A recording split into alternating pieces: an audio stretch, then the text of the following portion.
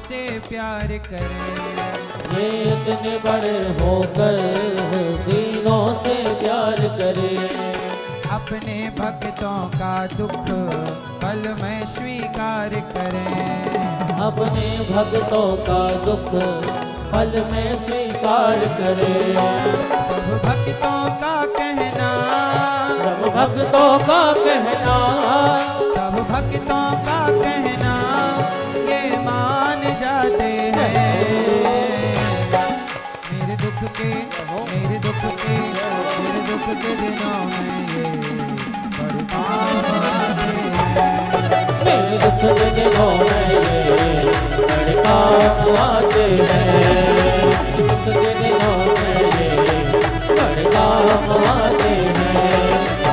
कोई नहीं आता, जब कोई नहीं आता, जब कोई नहीं आता, जब कोई नहीं आता, मेरे श्याम आते हैं। मेरे दुख के मेरे दुख के मेरे दुख के दिनों में ये बड़े काम आते हैं।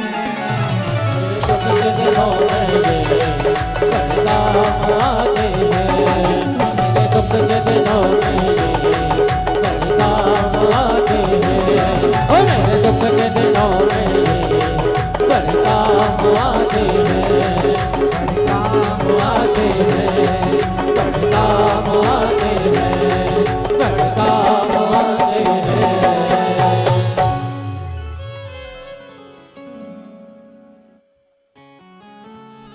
मेरे दुख के दिनों में ये बड़े काम आते हैं। मेरी नैया चलती है, पतवार नहीं होती, किसी और की अब मुझको दरकार नहीं होती। मैं डरता नहीं, रस्ते सुनसान आते हैं। हाँ, मेरे दुख के दिनों में ये बड़े काम आते हैं।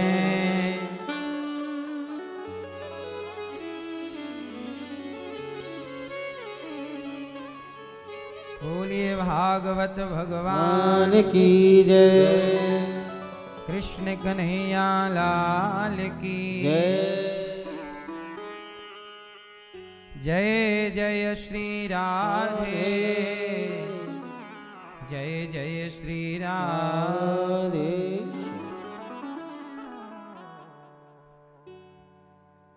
परम मंगलमय परात्पर अखिलेश्वर अखिल ब्रह्मांड नायक परात्पर परब्रह्म भगवान श्री कृष्ण की वांगमयी प्रतिमूर्ति श्रीमद् भागवत महापुराण दूर दूर से आई हमारी माताएं बहनें श्रोतागण भक्तगण साधना टीवी पर श्रद्धा टीवी पर कथा का रसपान कर रहे सभी भक्तजनों को जय श्रीमन नारायण, जय श्री कृष्णा, राधे राधे, जय गौरी गोपाल। आप सभी भक्तों का बहुत बहुत स्वागत। कैसे हैं आप लोग? आप सदा स्वस्थ रहें, सुखी रहें।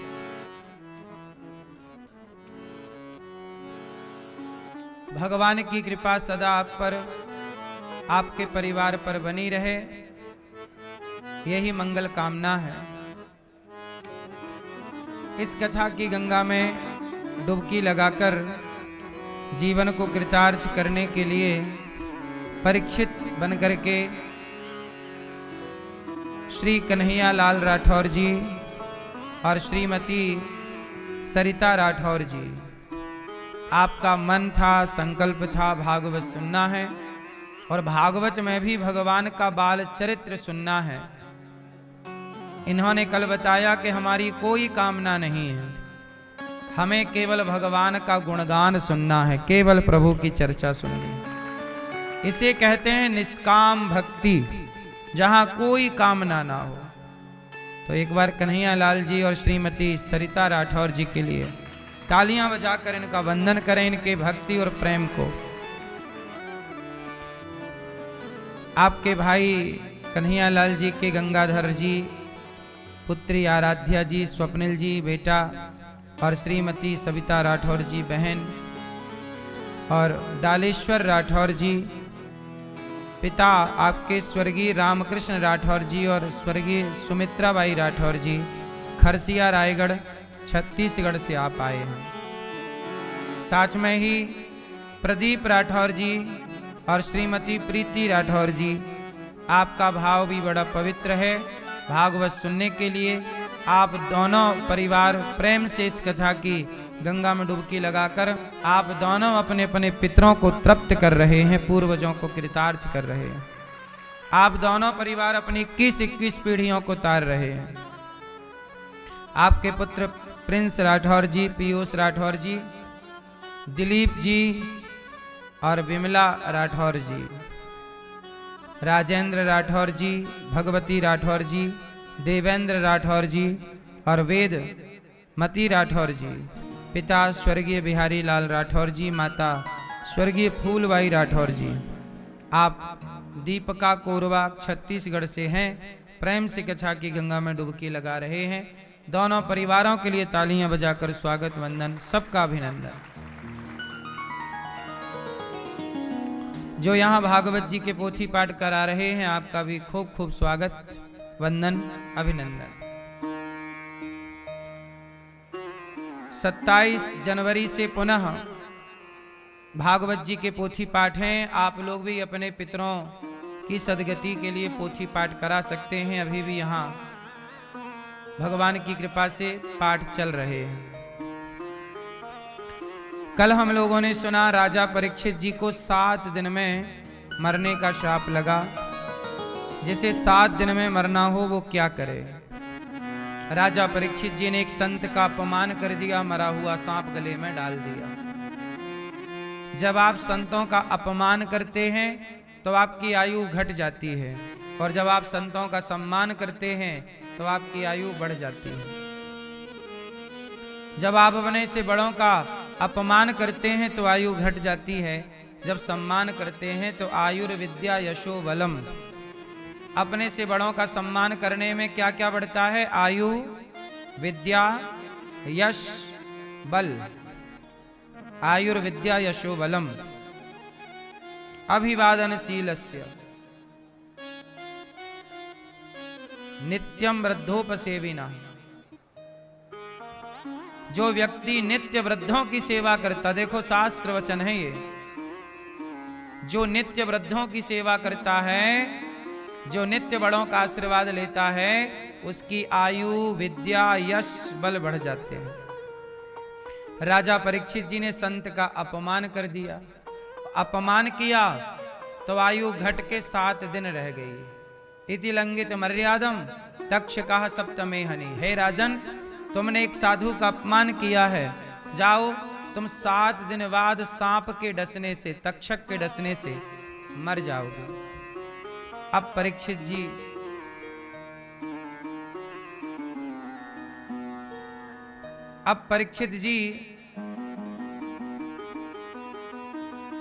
को पता चला कि मुझे 7 दिन में मरने का श्राप लगा है, तो परीक्षित जी शुकताल चले गए। वहां सुखदेव भगवान का आगमन हुआ और सुखदेव जी को प्रेम से परीक्षित जी ने प्रणाम किया और पूजन किया। पूजा करने लग गए सुखदेव जी। सुखदेव जी के पूजन परीक्षित जी। परीक्षित जी ने कहा, गुरुदेव मैं 7 दिन बाद मर जाऊंगा, मेरी आयु बहुत थोड़ी बची है, गई बहुत थोड़ी रही, अब क्या करूं। सुखदेव भगवान बोले, वरी आने सते प्रश्न क्रतो लोकहितम नृप आत्मविद सम्मतः पुंसाम श्रोतव्यादिशुयः पर। आपने बड़ा उत्तम प्रश्न किया है। आपकी आयु बहुत थोड़ी है, अब थोड़ी सी आयु में क्या कर सकते हैं। तो बोले, जो भागवत सुनता है वह 7 दिन की भागवत सुन करके अपने 7 जन्म सुधार लेता है 7 दिन की कथा से। कम समय पर ज़्यादा कार्य यदि हो सकता है तो आप केवल चित्त को भगवान में लगाकर 7 दिन भागवत सुन लीजिए, आप पाप से मुक्त हो जाएंगे। कोई शाप जीवन में है। अच्छा, राजा परीक्षित जी को शाप क्यों लगा? क्योंकि उन्होंने कलयुग को रहने के 5वां स्थान जो दिया, राजा परीक्षित जी के सिर पर मुकुट थी, कलयुग सिर पे आके बैठ गया। कलयुग कहाँ कहाँ रहता है? द्यूतम पानम स्त्रियः सूना यत्र धर्मश्च चतुर्विधा। जुआ में कलयुग, इसलिए जुआ नहीं खेलना चाहिए। शराब में कलयुग, शराब नहीं पीना चाहिए। पर स्त्री में कलयुग, पर पुरुष में कलयुग, इसलिए पर स्त्री पर पुरुष का संग त्याग देना चाहिए।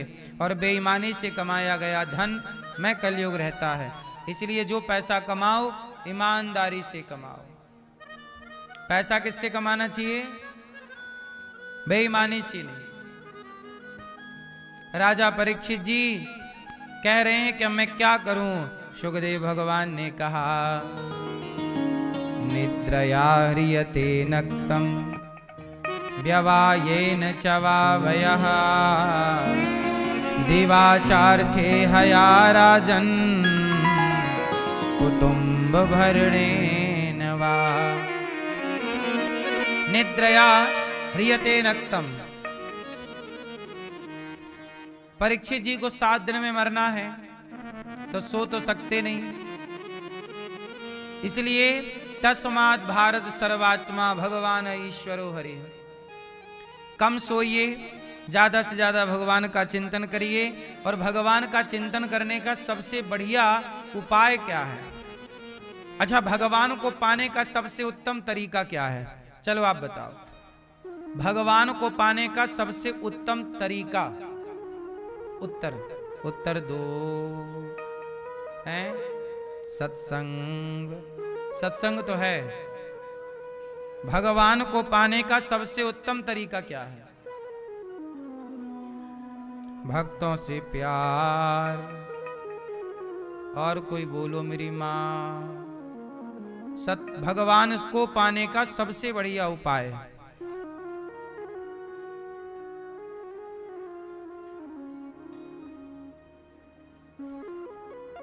नहीं? मैया क्या बोलती तू?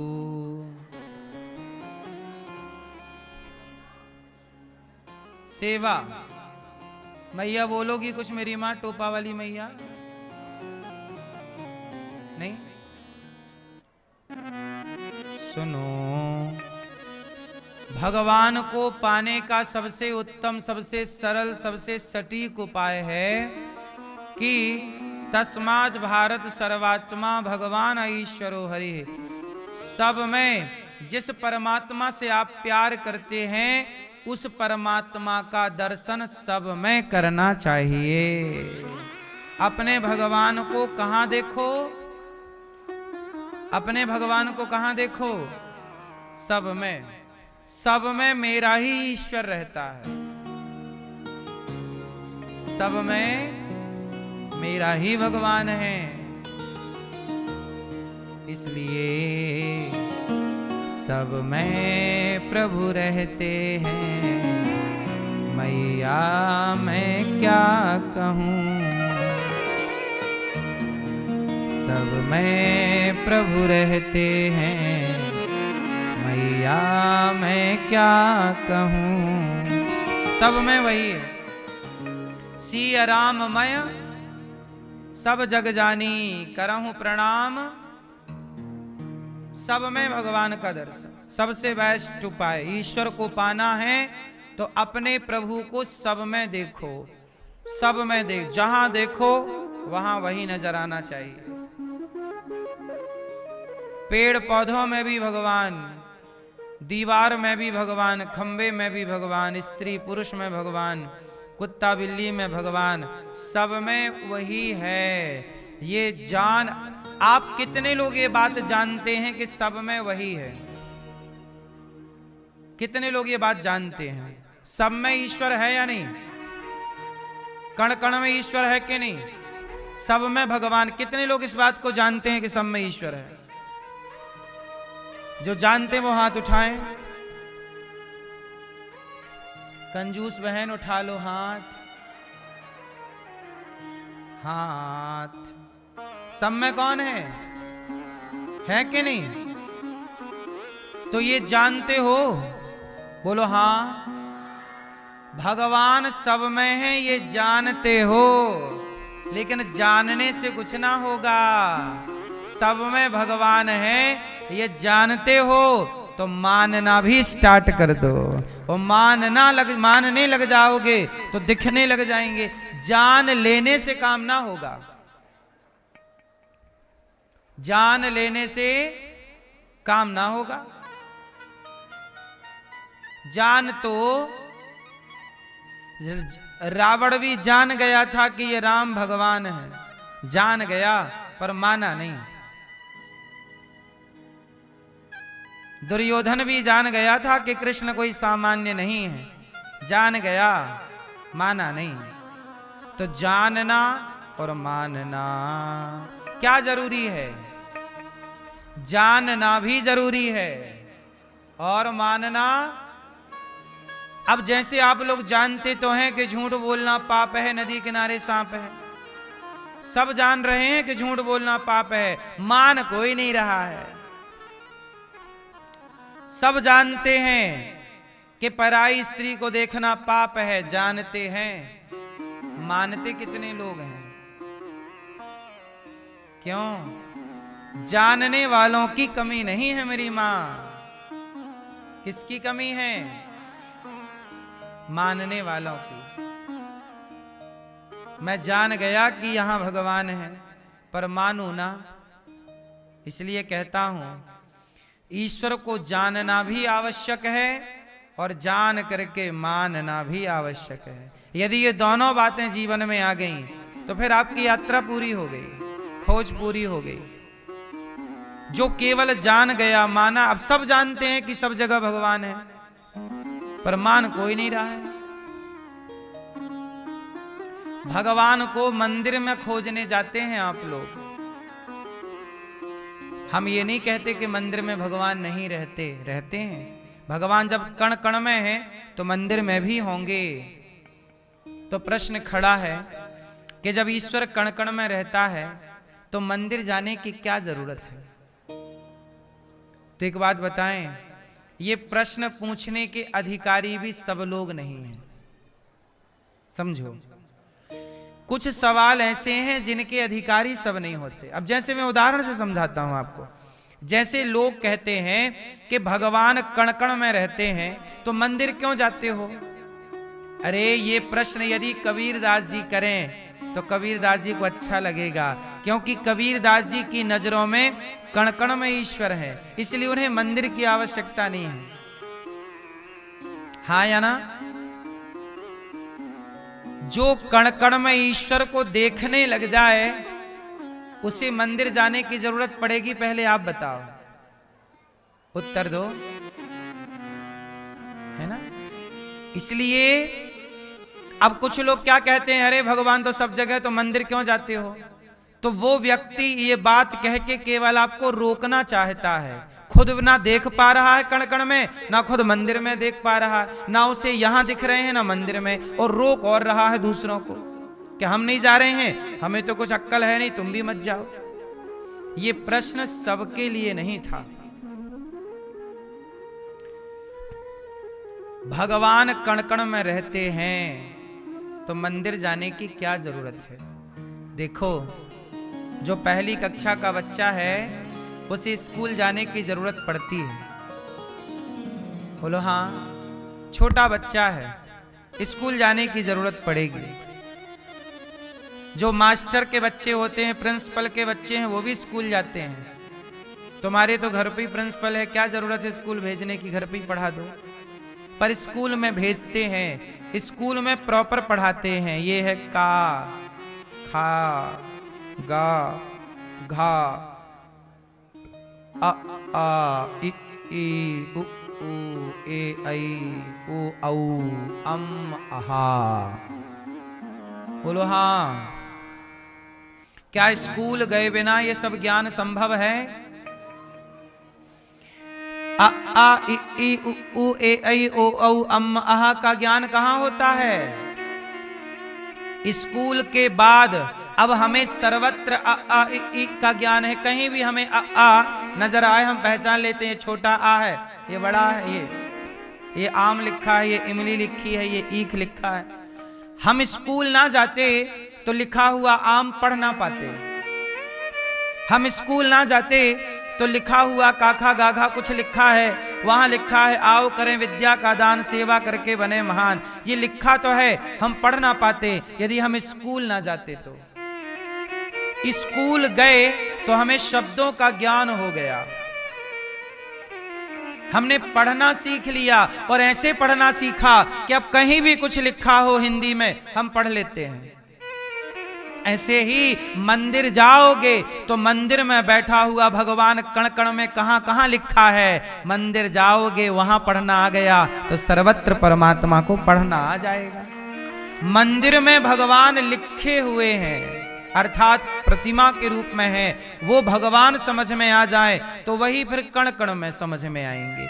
इसका मतलब ये हुआ कि ईश्वर को जान लेना पर्याप्त नहीं है, जान करके मान लेना। जो परमात्मा मंदिर में पत्थर की शिला में विराजा है, पत्थर की प्रतिमा में जो परमात्मा है, वही तुम्हारी माता की प्रतिमा में भी विराजा है, पिता में भी विराजा है, बच्चों में भी वही है, कुत्ते में भी वही है। उसके रूप अनेक हैं, अनेक रूप रूपाया। ईश्वर के रूप अनेक हैं, नाम अनेक हैं। भगवान का ही एक नाम चींटी है, हाथी है। हाथी के रूप में हाथी है कि भगवान है? सच बताओ, हाथी के रूप में हाथी है कि भगवान है? उत्तर। घड़े के रूप में घड़ा है कि माटी है? घड़े के रूप में घड़ा है कि मिट्टी है? उत्तर दो जोर से। घड़े के रूप में घड़ा है कि मिट्टी है? जोर से। क्या घड़े के रूप में घड़ा है? मिट्टी हटा दोगे तो घड़े में घड़ा बचेगा? बोलो। घड़े से मिट्टी हटा दी जाए तो क्या घड़ा बचेगा? जैसे घड़े के रूप में मिट्टी है, घड़ा नहीं, ऐसे हाथी के रूप में भगवान है, हाथी नहीं। चींटी के रूप में भगवान है, चींटी नहीं। स्त्री के रूप में भगवान है, स्त्री नहीं। पुरुष के रूप में भगवान है, पुरुष नहीं। नदी के रूप में भगवान है, नदी नहीं। समुद्र के रूप में भगवान है, समुद्र नहीं। आकाश के रूप में भगवान है, आकाश नहीं। कुत्ता के रूप में ईश्वर है, कुत्ता नहीं। कण कण के रूप में ईश्वर है, कण कण नहीं। जैसे घड़े के रूप में माटी है, घड़ा नहीं। आभूषण के रूप में सोना है, आभूषण नहीं। बोलो हाँ, समझ में आई? घड़े के रूप में क्या है? जोर से। तो चींटी के रूप में क्या है? तो स्त्री के रूप में क्या है? पुरुष के रूप में क्या है? पत्ते के रूप में कौन है? प्रकाश के रूप में कौन है? आग के रूप में कौन है? जल के रूप में कौन है? वह एक ही है, हर जगह वही है। बस जान गए, पहचान नहीं पाए। आप तो जानते पहले से थे कि कण कण में भगवान रहते हैं। जान लेने से क्या होगा? जान लेने से क्या होगा? एक भिखारी था। वो जान गया कि जहां बैठकर मैं भीख मांगता हूं यहां सोना गड़ा हुआ है। जान गया कि जहां बैठकर मैं कटोरा लेके बैठता हूं उसी के नीचे क्या गड़ा है? यहां नीचे सोना गड़ा है। भिखारी जान गया। जान गया कि मैं सोने से भरे हुए घड़े के ऊपर बैठकर मांग रहा हूं, भैया 1 रुपए दे दे, 2 रुपए। जान गया पर माना नहीं। मान गया होता तो खोद के निकाल लेता। जान तो गया, माना नहीं। और माना नहीं तो सारी जिंदगी सोने के घड़े पर बैठ के भीख मांगता मांगता मर गया और वो गड़ा का गड़ा रहा। तो जान लेने से क्या आपकी अवस्था, आपकी व्यवस्था सुधरेगी? बोलो, जान लेना पर्याप्त नहीं है ना मेरी मां। जान गए कि वस्तु है पर उपयोग नहीं आया, मान नहीं पाए। इसी तरह जैसे भिखारी सोने के घड़े पर बैठ करके भीख मांगता क्योंकि जानता है, मानता नहीं है, उसी तरह आपके भीतर भी भगवान बैठे हैं। वो सर्वशक्तिमान परमात्मा आपके भीतर है और आप उसके होते हुए अपने को कहते हो हम बड़े गरीब हैं, हम बड़े परेशान हैं। जिसके भीतर वो अंतर्यामी बैठा हो वो परेशान कैसे हो सकता है? यदि परेशानी है आपकी तो केवल अज्ञानवश, हाँ या ना? इसलिए मेरी मां, सबसे बड़ी भक्ति क्या है? सब में अपने भगवान को देखो। मेरा भगवान कहाँ है? आप में, आप में, आप में। जो दिख रहा है वो ईश्वर है। हम आपको भगवान के रूप में देखेंगे। अब आप हमारे साथ छल करना चाहो छल करो, कपट करना चाहो कपट करो, अच्छा व्यवहार करना चाहो अच्छा करो, बुरा करना चाहो बुरा। हमने तो अपने आप को इस भाव से रखा है समाज में कि हम जिसे देखेंगे ईश्वर के भाव से देखेंगे। और जब हम ईश्वर के भाव से देखेंगे तो हम आपसे घृणा नहीं करेंगे, हम आपसे नफरत नहीं करेंगे। फिर हमारे भीतर की बुराइयां अपने आप समाप्त हो जाएंगी। क्योंकि यदि आपको मैं ईश्वर के रूप में मान लूं तो मैं नफरत कैसे करूंगा आपसे? क्योंकि ये जान गया ना कि आप भगवान हैं। वो कोई भगवान से नफरत थोड़ी कर सकता है। फिर आपकी घृणा, आपकी नफरत, आपका झूठ, आपके भीतर की बुराई स्वतः समाप्त हो जाएगी। एक दृष्टि बदल जाने से पूरा संसार आपका बदल जाएगा, पूरी सृष्टि बदल जाएगी। इतनी सी बात समझ में आ जाए कि वह भगवान सर्वत्र है, सर्वव्यापी है, सब जगह। जान गए थे, अब मान लो सब में। इसलिए तुलसीदास जी कह रहे हैं सिय राम मैं सब जग जाने। बोलो हाँ।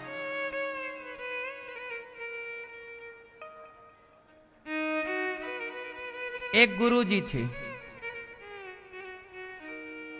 गुरुजी चेला को पढ़ाए। चेला पढ़ लिख के बड़ा होशियार हो गया।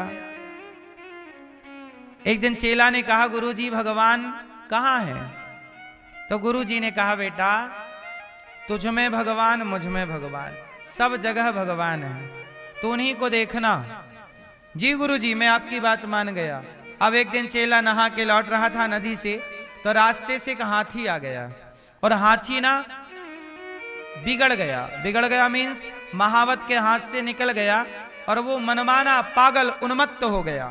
पागल हो गया ना हाथी, पागल हो गया तो रौंदता हुआ बढ़ रहा हाथी। अब हाथी के ऊपर बैठा था महावत।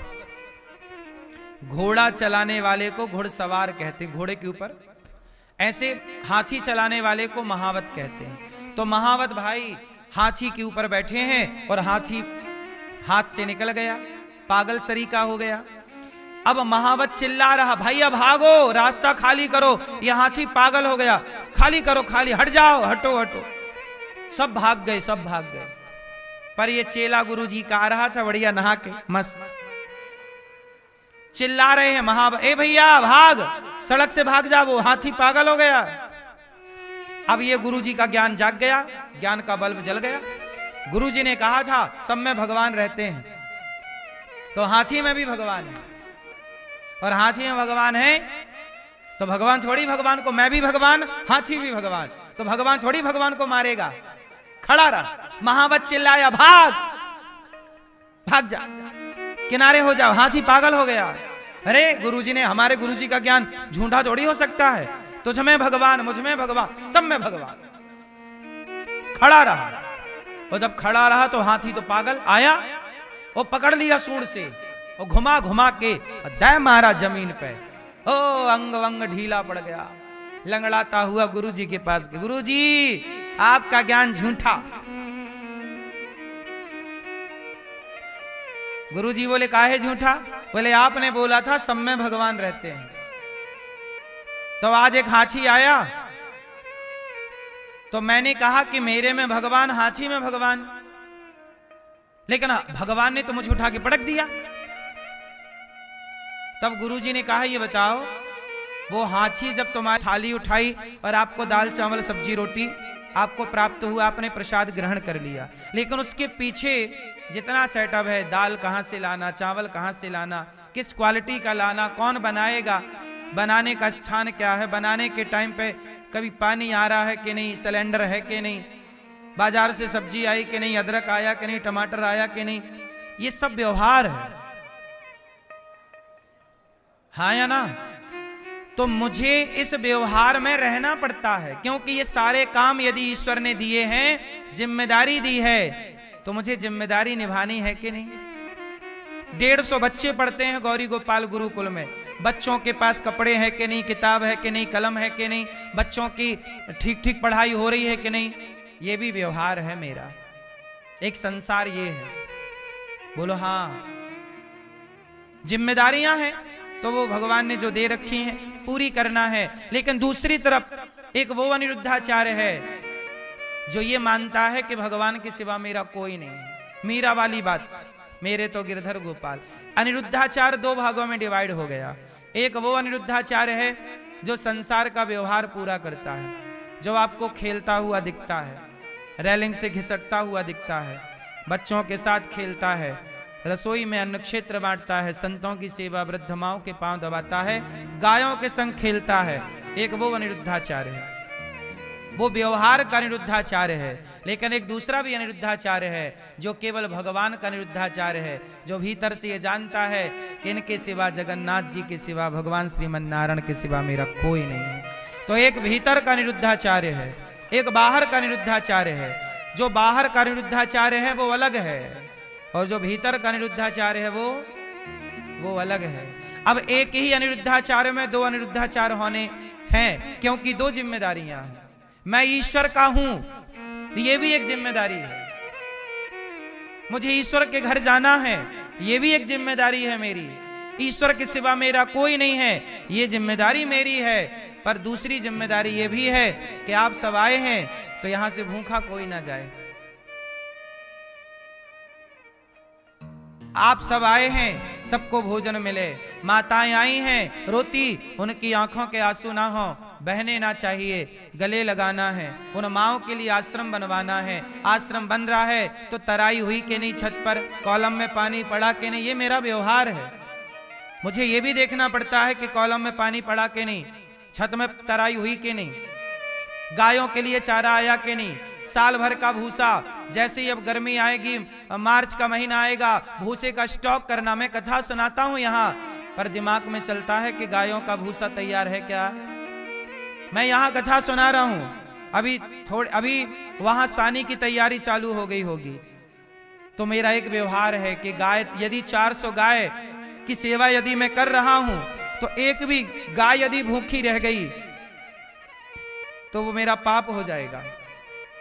एक भी गाय प्यासी रह गई तो मेरा पाप हो जाएगा। इसलिए हम व्यवहार यदि जगत में हैं तो जगत का व्यवहार ईमानदारी से निभाएंगे। कोई गाय भूखी ना रह जाए, कोई माँ भूखी ना रह जाए, कोई विद्यार्थी भूखा ना रह जाए, और गौरी गोपाल में आया हुआ कोई भी भक्त भूखा ना रह जाए। ये व्यवहार है, ये जिम्मेदारी है। एक जिम्मेदारी ये करनी है। अब बताओ, मैं ये सारी जिम्मेदारियां छोड़ के जंगल चला जाऊं, और जहां जंगल में केवल मैं रहूं और भगवान रहे, केवल मैं उनका चिंतन करूं और उनकी याद में रहूं, तड़पूं, रोऊं, गाऊं, केवल भगवान। एक बात बताओ, कौन सा रास्ता सही है? जिम्मेदारी में रह के जिम्मेदारियां निभाना, या सब छोड़ के जंगल जाके केवल कृष्ण, केवल श्रीमन्नारायण, श्रीमन्नारायण, कृष्ण कृष्ण? क्या सही है आपके हिसाब से? बोलो। इसलिए आप लोगों को दो, आपका क्या नाम है? आपका क्या नाम है?